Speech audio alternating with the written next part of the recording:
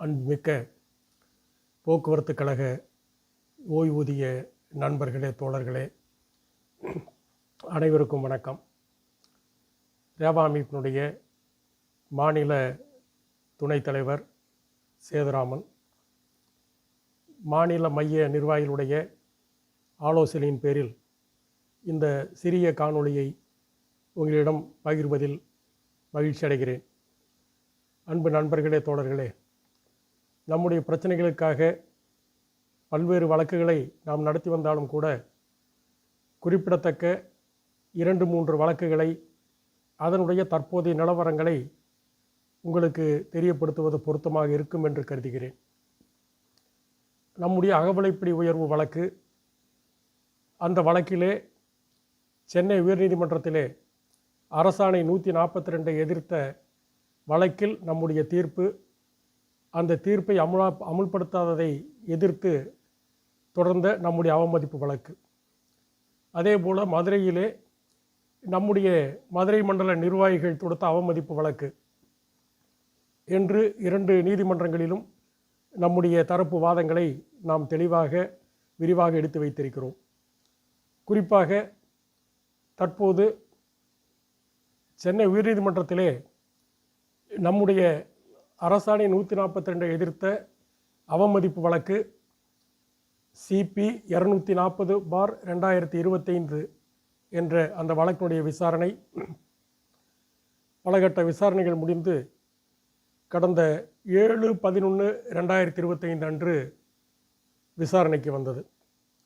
அந்த விசாரணையிலே அரசு தரப்பில் இருந்து கூடுதலாக தாக்கல் செய்வதற்குண்டான, ஏற்கனவே கடந்த விசாரணையில் நாம் குறிப்பிட்டது போல இன்னும் வழங்க வேண்டிய அகவிலைப்படி உயர்வு பற்றிய விவரங்கள், இதுவரை வழங்கிய விவரங்கள், மீத தொகை எப்போது வழங்கப்படும், நிலுவைத் தொகை பற்றிய விவரங்கள் எதுவும் தெரிவிக்கப்படவில்லை என்ற நம்முடைய வாதங்களை ஏற்று நீதியரசர் அந்த வழக்கை 21/11/2025 ஒத்திவைத்திருக்கின்றார்.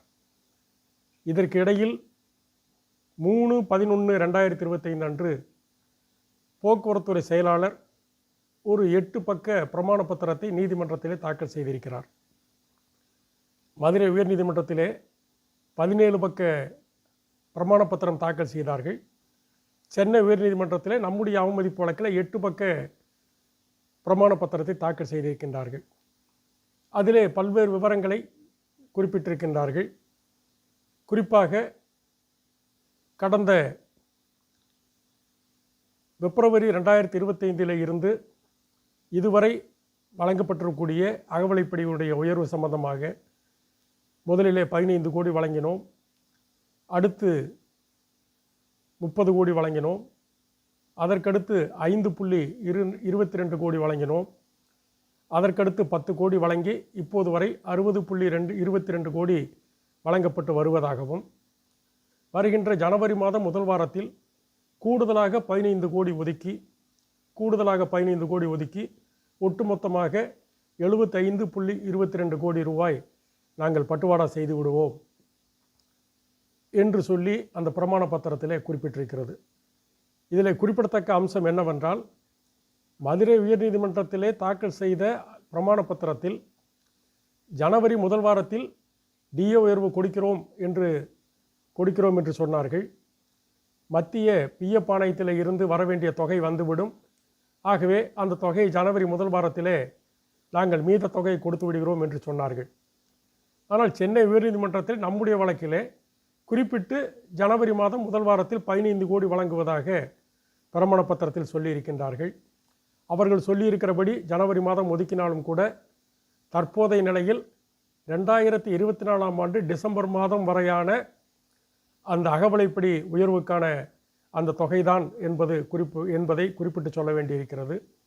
மீதம் இருக்கக்கூடிய 2025 ஜனவரி மாதத்தில் இருந்து ஒரு தவணையும் 2025 ஜூலை மாதத்தில் இருந்து ஒரு தவணையுமாக இன்னும் நமக்கு வரவேண்டிய மீதி தொகை என்பது 2016க்கு முன்பாக ஓய்வு பெற்றவர்களுக்கு 27%, 2016க்கு பின்பாக ஓய்வு பெற்றவர்களுக்கு 16% வரவேண்டியிருக்கிறது என்பதை இந்த நேரத்தில் குறிப்பிட்டு சொல்லி அந்த மீதமுள்ள தொகைகளையும் வழங்க வேண்டும் என்ற நம்முடைய வாதங்களை வலுவாக முன்னெடுக்கின்ற வகையிலே ஒரு 400 பக்க பிரமாண பத்திரத்தை 400 பக்க வழக்கு ஆவணங்களை நீதிமன்றத்திலே தாக்கல் செய்ய உள்ளோம்.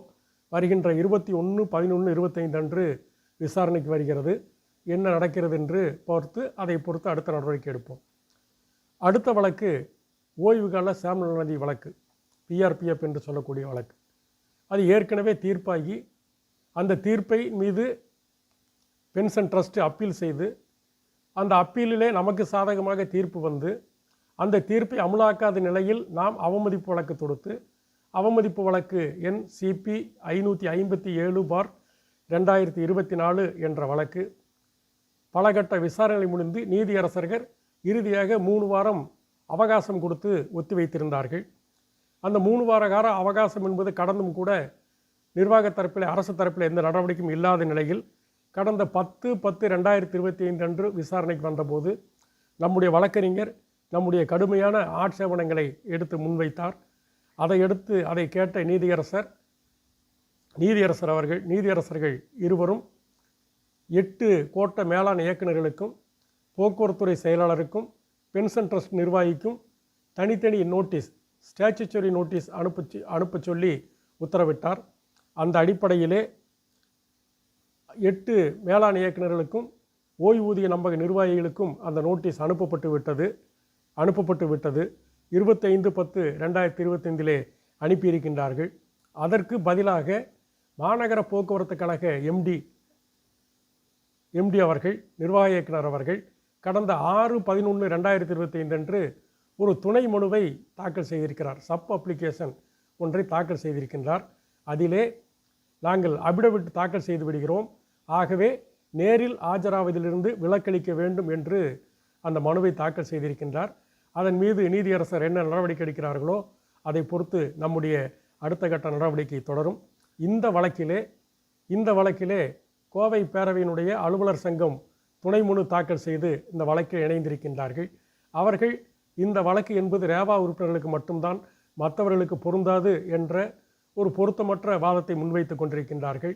ஏனென்று சொல்லி கேட்டால், மதுரையிலே அரசாணை 142 எதிர்த்து போட்ட வழக்கிலே அவருடைய வேண்டுகோள் என்பது, அவருடைய பிரேயர் என்பது 7வது ஊதியக்குழு சம்பந்தப்பட்டவர்களுக்கு மட்டும்தான். அது எப்படி அந்த தீர்ப்பு எல்லோருக்கும் பொருந்தியதோ அதே போல நம்முடைய ஓய்வுகால சாமுவல் நீதி வழக்கினுடைய தீர்ப்பும் அனைவருக்கும் பொருந்தும். அப்படிப்பட்ட பொய்யான காரணங்களை யாரும் நம்ப வேண்டாம் என்பதை இந்த நேரத்திலே கூறிக்கொண்டு, அடுத்து வரக்கூடிய விசாரணையிலே அதனுடைய நிலைமையை பொறுத்து நம்முடைய அடுத்த கட்ட நடவடிக்கை எடுப்போம் என்பதை இந்த நேரத்திலே தெரிவித்துக் கொள்கிறோம். அடுத்து ஒப்பந்த உயர்வுகளை ஓய்வூதியத்திலே வழங்க வேண்டும் என்ற வழக்கு 2015 தொடுத்த வழக்கு. ஏற்கனவே பல கட்டங்களிலே சொல்லிவிட்டேன், திருப்பி அதை சொல்ல வேண்டியதில்லை. அதனுடைய ரிட் அப்பீல் 888/2023 என்ற வழக்கினுடைய பலகட்ட விசாரணைகள் முடிந்து இறுதியாக 29/8/2025 அன்று நீதியரசர்கள் உத்தரவுக்காக ஃபார் ஆர்டர்ஸ் என்ற தலைப்பிலே ஒத்திவைத்திருக்கின்றார்கள். அதற்குண்டான காலத்தை நாம் எதிர்நோக்கி கொண்டிருக்கிறோம். வழக்கறிஞர் மூலமாக விரைவிலே அந்த உத்தரவை பெறுவதற்குண்டான நடவடிக்கை எடுத்து வருகிறோம் என்பதை இந்த நேரத்தில் குறிப்பிட வேண்டியிருக்கிறது. ஆனால் அதே நேரத்திலே நம்முடைய வழக்கிலே ஒப்பந்த உயர்வையில் ஓய்வூதியத்தில் உயர்த்தி வழங்க வேண்டும் என்ற வழக்கிலே மதுரை உயர்நீதிமன்றத்திலே 3 புதிதாக இணைந்திருக்கின்றார்கள், தனியாக வழக்கு தொடுத்திருக்கின்றார்கள். இத்தனை ஆண்டு காலம் இந்த ஒப்பந்த உயர்வுகளை பற்றி கண்டுகொள்ளாதவர்கள் இப்போது அந்த தீர்ப்பினுடைய இறுதி கட்டத்திலே தீர்ப்பு வரும் நிலையிலே நாங்களும் இதில் இருக்கிறோம் என்று சொல்வதற்காக மதுரையில் இருக்கக்கூடிய அந்த CIT சார்ந்த ஓய்வூதிய சங்கமும் தமிழ்நாடு அரசு போக்குவரத்து கழக CIT சம்மேளனத்தின் சார்பிலும் 3 வழக்குகளை மதுரை உயர்நீதிமன்றத்திலே தாக்கல் செய்திருக்கின்றார்கள். யார் என்ன தாக்கல் செய்திருந்தாலும் நம்முடைய வழக்கு மூல வழக்கு, அந்த வழக்குடைய தீர்ப்பை ஒட்டி நம்முடைய அடுத்த கட்ட நடவடிக்கை எடுப்போம் என்பதை இந்த நேரத்திலே கூறிக்கொள்ள விரும்புகிறோம். அதற்கடுத்து நம்முடைய அமைப்பு சம்பந்தமான ஒரு 3 வழக்குகள் இன்றைக்கு சென்னை உயர்நீதிமன்றத்தில் இருக்கிறது. ஒன்று, நம்முடைய அமைப்பிலே இருந்து அமைப்புக்கு விரோதமாக செயல்பட்டு அமைப்பிலிருந்து நீக்கப்பட்ட 18 பேர்கள். அந்த 18 நபர்களும் இன்றைக்கு நம்முடைய பல்வேறு இடங்களிலே நம்முடைய பெயரை, நம்முடைய கொடியை, நம்முடைய சின்னத்தை பயன்படுத்தி வருகிறார்கள். ஆகவே அவர்கள் அதை பயன்படுத்துவதில் இருந்து தடை செய்ய வேண்டும் என்று சொல்லக்கூடிய ஒரு வழக்கு. இன்னொரு வழக்கு, நம்முடைய 127/2001 என்ற பதிவு எண் மாநகர போக்குவரத்து கழகத்துக்கு மட்டும்தான் சொந்தம், இது எங்களுடையது என்று சொல்லி தொடரப்பட்ட ஒரு வழக்கு. அதை எதிர்த்து தொடரப்பட்ட வழக்கு சென்னை உயர்நீதிமன்றத்திலே நிலுவையில் இருக்கிறது. அதன் மீது சென்னை உயர்நீதிமன்றம் இது சம்பந்தமாக விசாரித்து உரிய வழிகாட்டுதல் வழங்க கோரி மாநில கூட்டுறவு பதிவாளருக்கு நீதிமன்றம் அறிவுறுத்தியிருந்தது.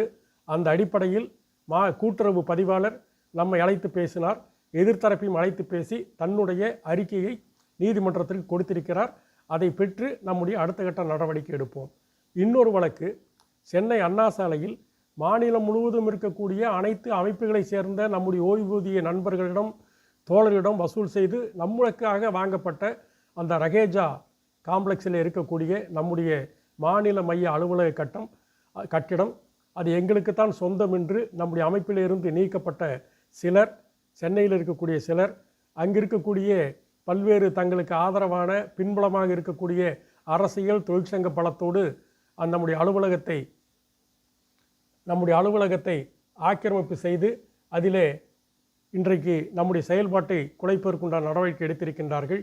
அதை எதிர்த்த நம்முடைய வழக்கும் சென்னை உயர்நீதிமன்றத்தில் இருக்கிறது. நிச்சயமாக நியாயம் நம் பக்கம் இருக்கிறது. நீதி நிச்சயமாக நிலைநிறுத்தப்படும் என்கிறோம். நம்முடைய உரிமைகள், நம்முடைய சலுகைகள், நம்முடைய சொத்துக்கள் அனைத்தும் நம்முடைய ரேவா அமைப்பினுடைய வழக்குகள் மூலம், நீதிமன்றத்தின் மூலம் பாதுகாக்கப்படும். அதற்குண்டான அனைத்து நடவடிக்கைகளையும் நம்முடைய மாநில மையம் எடுத்து வருகிறது என்பதை இந்த நேரத்தில் கூறிக்கொண்டு, நமக்கு எதிராக நம்முடைய தலைவர்களை, நம்முடைய மாநில நிர்வாகிகளை தனிப்பட்ட முறையிலே பல்வேறு விமர்சனங்கள் செய்து பதிவுகள் வருகிறது. ஒரு சில இடங்களிலே மாநில நிர்வாகிகளை அவர்கள் இருக்கக்கூடிய அரசியல் அமைப்பிலே இருந்து, தொழிற்சங்க அமைப்பிலே இருந்து நீக்குவதாக பல செய்திகளும் வந்து கொண்டிருக்கிறது. எது இருந்தாலும் ரேவா அமைப்பு அனைவருக்குமான அமைப்பு, அனைவரையும் ஒருங்கிணைத்து செயல்படக்கூடிய ஒரு அமைப்பு, கட்சி சார்பற்ற அமைப்பு. அரசியல் என்பது வேறு, அரசியல் என்பது தனிப்பட்ட உரிமை. ஆனால் அந்த கட்சி சார்பற்ற ஒரு அமைப்பாக என்றைக்கும் தொடர்ந்து செயல்படும். அதற்குண்டான உத்தரவாதத்தை நம்முடைய மாநில மைய நிர்வாகிகள் உங்கள் மத்தியிலே சொல்லியிருக்கின்றார்கள், உறுதி கொடுத்திருக்கின்றார்கள். ஆகவே விழிப்புடன் இருப்போம்.